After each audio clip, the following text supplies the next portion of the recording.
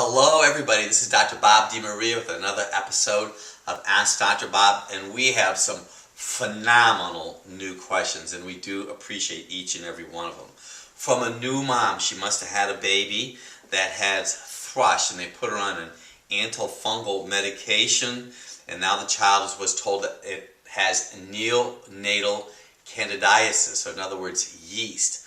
So here's a couple of thoughts. I usually see yeast in individuals who may have had several episodes of an antibiotic. I would avoid giving a child fruit. I would avoid giving a child any type of grain, because fruit and grains will allow those unwanted, unnecessary, and unfriendly bacteria to grow. There's a book I would encourage you to get called The Yeast Connection. This book has been around forever, but it's going to give you the basics. It's by Dr. William Crooks, and this is another reason that we do not promote fruit. There is a product that I personally take every day called Agricept L, which is a citric seed extract. Be very wise for you to do that, and also a probiotic, and we use a probiotic called BioDof 7 from Biotics Research Corporation. And the research I've done on it, I take one every day. And I've learned a lot of that because of listening to all these and watching these Dr. Bobs that we've been having. Now, someone asked me a question. They watched me on a TV program that we've had that's been around the world, and they have a 6-centimeter nodule on their thyroid gland, and they want to take the nodule out. Let me just talk to you a little bit about these nodules. You know, we could talk to you about an hour or so, but what I have learned over time, now you have to understand, I've been practicing since 1978 and been involved in natural health care since 74. If you don't have enough iodine, those thyroid tissues are going to break down. We always follow the numbers. So this individual was told that their TSH was normal, but I would like to know what your T4 is and what your T3 is. And also we do urine iodine loading tests, because the real issue that's happening across the world is that bromine, fluorine, and chlorine antagonize iodine. So I would have a TSH, a T3, a T4, and a TPO, which would tell me if you have an autoimmune problem. Another individual was taking an IUD called Mirena, M-I-R-E-N-A, and about 2.5 years now, and have had a lot of challenges, achy joints, breakouts, etc.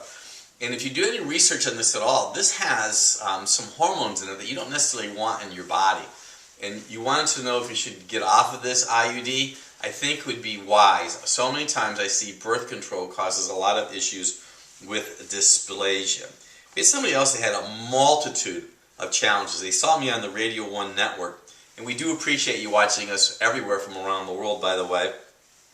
She had anger, got mad, teeth grinding, woke up at 2 o'clock in the morning, and losing energy. And anytime that we have somebody come into our practice that has an array of body signals like that, it is almost always parasite. So you may consider a CBC with a differential.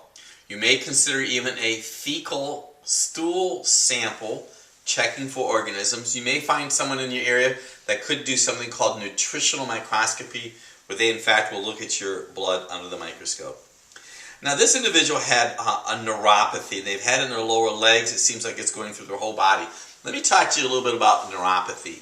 Neuropathies, from my experience, number one, almost always lack of B vitamins. Someone may have what we call raw nerves, but I also know the liver is a very important organ. If your liver is not functioning optimally, and you have a fatty liver, and altered fat metabolism can affect those nerves. And I know that a lot of people take a lot of different medications that I don't necessarily agree with all the side effects, but most diabetics have raw nerves, and that's very inflamed.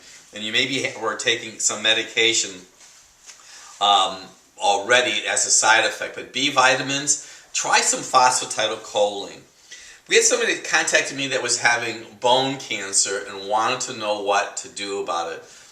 My statement to you is this. There's a product called Protocell, Protocel. Do some investigating on that. There's a great book that they have about cancer. It works with electrical activity in the body. Protocell. Protocell may be your answer. This is the very last question. And I know that people are concerned about this all the time. They want to know what to do. The question is this: are smoothies that have raw ingredients bad for you? And here's my answer. We don't promote smoothies at all, because smoothies tend to alter the blood sugar. I'd rather, whatever you're putting in the smoothie, I'd rather have you eat it. Saute it, maybe steam it, etc. Not all raw food, regardless of what you watch on TV, will promote optimal health. This is Dr. Bob DeMaria with another episode of Ask Dr. Bob.